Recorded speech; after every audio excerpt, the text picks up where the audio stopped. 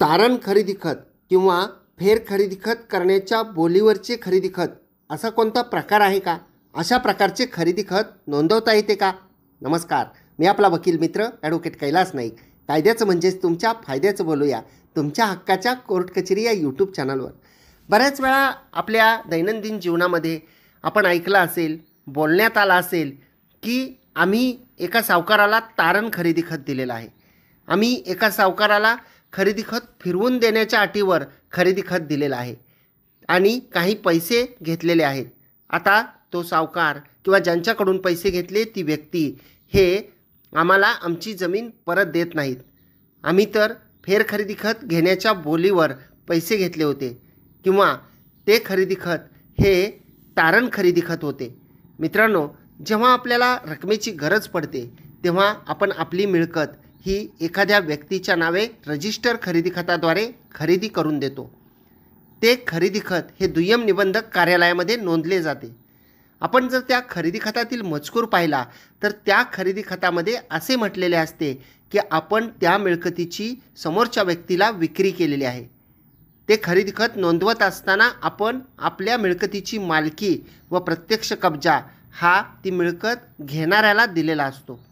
भलेही आपला व्यवहार हा खाजगीमध्ये काहीही असो, परंतु जो दस्त नोंदवण्यात येतो तो रजिस्टर खरेदी खताचा दस्त असतो आणि आपण आपल्या मनामध्ये असा ग्रह करतो की ते फेर खरेदी खत करण्याच्या बोलीवरचे खरेदी खत आहे किंवा तारण खरेदी खत आहे. लिहून देणाऱ्याने केवळ ते तारण खरेदी खत आहे असे म्हणाल्यामुळे ते खरेदी खत हे तारण खरेदी खत होऊ शकत नाही किंवा फेर खरेदी खत करून देण्याच्या बोलीवरचे खरेदी खत होऊ शकत नाही. आपण एकदा खरेदी खताचा दस्त नोंदवून दिला, दुय्यम निबंधक कार्यालयामध्ये तो नोंदला गेला, त्यामध्ये जो मजकूर लिहिलेला आहे तो खरेदी देणाऱ्यावर बंधनकारक असतो आणि त्या मजकुरामध्ये आपण आपल्या मिळकतीची मालकी आणि ताबा हा खरेदी घेणारास दिलेला असतो. त्यामुळे त्या खरेदी दस्ताने खरेदी घेणार हे व्यक्ती त्या मिळकतीचे मालक आणि कब्जे वहिवाटदार होतात. त्या खरेदी खताप्रमाणे सातबाराच्या उतार्यावर नोंदसुद्धा होते. आपण रक्कम घेतलेली असते आणि आपल्याला त्याबद्दल काही हरकतसुद्धा नसते, कारण आपल्याला पैशाची गरज असते.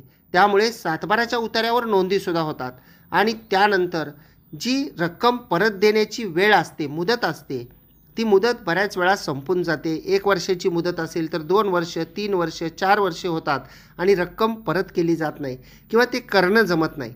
व्याज देणं चालू असतं, परंतु आपण मुद्दल देत नाही, त्याचं व्याज अव्वाच्या सव्वा वाढतं आणि त्यामुळं ते जे खरेदी घेणार असतात ते त्या मिळकतीची दुसऱ्या व्यक्तीला विक्री करतात.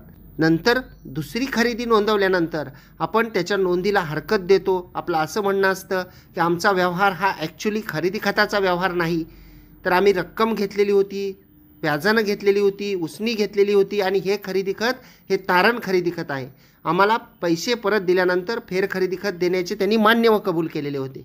परंतु या सर्व गोष्टी या तोंडी असतात आणि आपण त्या दुसऱ्या खरेदी खताला किंवा अगदी पहिल्या खरेदी खताला सुद्धा महसूल दप्तरी नोंदीसाठी हरकत जरी दिली तरी ती आपली हरकत फेटाळली जाते.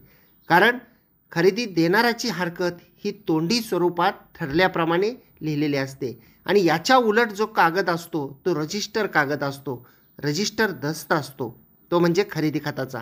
त्यामुळे कायद्याने तो रजिस्टर खरेदी खताचा दस्त हा ग्राह्य मानला जातो आणि अशा प्रकारचे तारण खरेदी खत म्हणजे त्या खरेदी खतामध्ये अशा अटी व शर्ती लिहून की ही मिळकत मी यांना या खरेदी खताने लिहून नोंदवून देत आहे, परंतु आमचे असे ठरलेले आहे की ठराविक मुदतीनंतर म्हणजे 6 महिन्यानंतर, 1 वर्षानंतर त्यांनी मला हा खरेदी खताचा दस्त पुन्हा फेर खरेदी माझ्या नावाने करून देण्याचे आहे.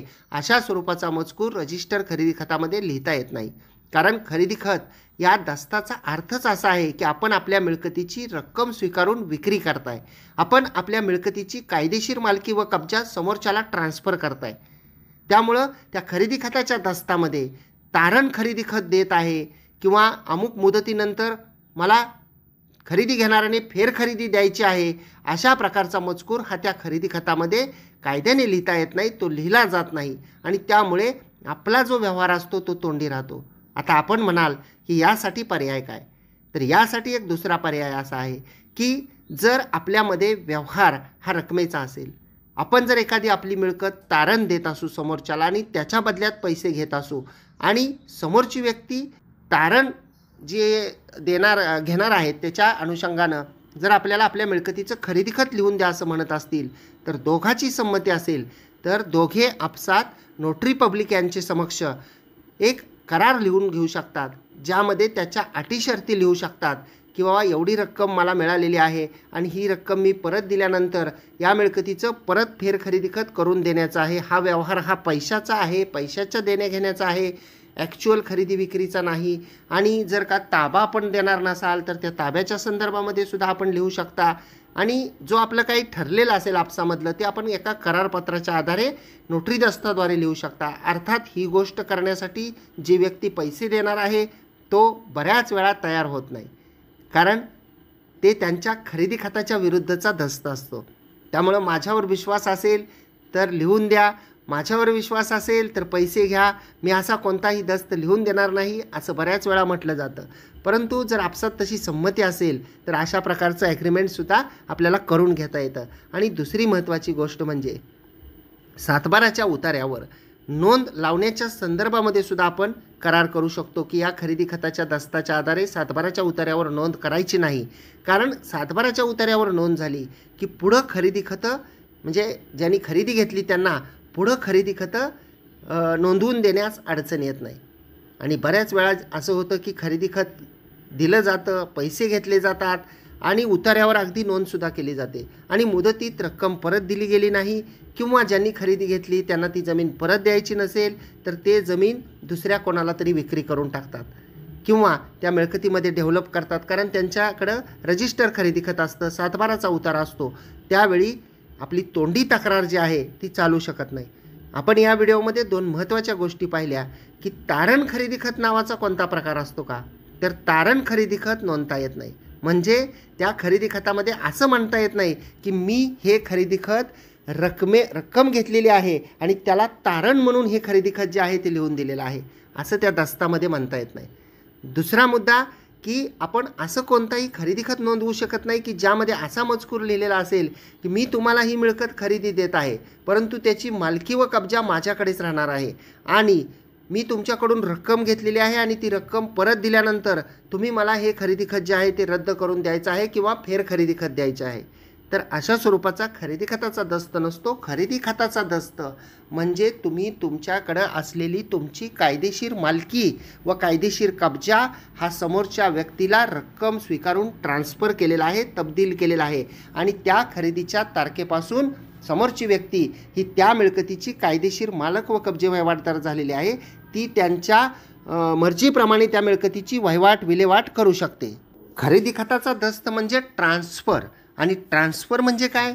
ट्रान्सफर ऑफ प्रॉपर्टी ॲक्टप्रमाणे मिळकत तब्दिलीच्या कायद्याप्रमाणे की transfer of bundle of rights from one person which he legally holds to another person by accepting the consideration. म्हणजे रक्कम स्वीकारून पूर्ण मालकी पूर्ण कब्जा समोरच्याला तब्दील करणे याला खरेदी खत असं म्हणतात. त्यामुळे जर कोणी आपल्याला म्हणत असेल की मी तुमच्याकडून तारण खरेदी खत लिहून घेतो, मी तुमच्याकडून फेर खरेदी खत देण्याच्या अटीवर खरेदी खत लिहून घेत आहे, त्यामुळे तुम्ही मला खरेदी खत लिहून द्या, तर असा कोणताही मजकूर त्या दस्तामध्ये नसतो, तो घालताही येत नाही. त्यामुळं जो मी आत्ता पर्याय सुचवला की आपण नोटरी ॲग्रीमेंट एक करून घेऊ शकता, तो एक चांगला पर्याय आहे. आणि वेळेमध्ये आपण जर घेतलेले पैसे असतील तर ते वेळेमध्ये परत करा. ज्यांना खरेदी दिली त्यांच्याशी संबंध चांगले ठेवा. त्यांची जी रक्कम आपण देणे आहे ती वेळच्या वेळी द्या. म्हणजे काय होणार आहे की त्यांनासुद्धा आपली मिळकत बळकावण्याचा मोह होणार नाही, नाही का? अपेक्षा करतो की ही माहिती आपल्याला आवडलेली असेल आणि माहिती आवडली असल्यास या माहितीला एक लाईक करा, व्हिडिओला शेअर करा. कोर्ट कचेरी या यूट्यूब चॅनलला आपण सबस्क्राईब केलेलं नसेल तर सबस्क्राईब जरूर करा. बाजूचं बेल आयकॉनचं बटन दाबा म्हणजे व्हिडिओचे नोटिफिकेशन आपल्याला मिळतील. या व्हिडिओच्या खाली आपण लाईक केल्यानंतर एक हाईप नावाचं कलरचं आणि स्टार चिन्ह असलेलं आपल्याला बटन दिसेल, हाईप नावाचं, तर त्यालाही क्लिक करा. म्हणजे व्हिडिओ जास्तीत जास्त लोकांपर्यंत पोहोचतो आणि त्यासाठी आपल्याला कोणतीही रक्कम द्यावी लागत नाही. आपण जर हा व्हिडिओ फेसबुक आणि इंस्टाग्रामवर पाहत असाल आणि अद्याप जर का आपण फॉलो केलेलं नसेल आमच्या प्रोफाईल्स आणि पेजेसला तर फॉलोसुद्धा जरूर करा आणि या व्हिडिओला जास्तीत जास्त शेअरसुद्धा करा. म्हणजे ही माहिती सर्वांपर्यंत पोहोचतील आणि कोणाची फसवणूक होणार असेल किंवा त्यांचा नुकताच व्यवहार होऊ लागला असेल तर त्यांची फसवणूक होण्यापासून या व्हिडिओमुळे मदत मिळेल आणि आम्हालासुद्धा प्रोत्साहन प्रेरणा मिळेल. धन्यवाद.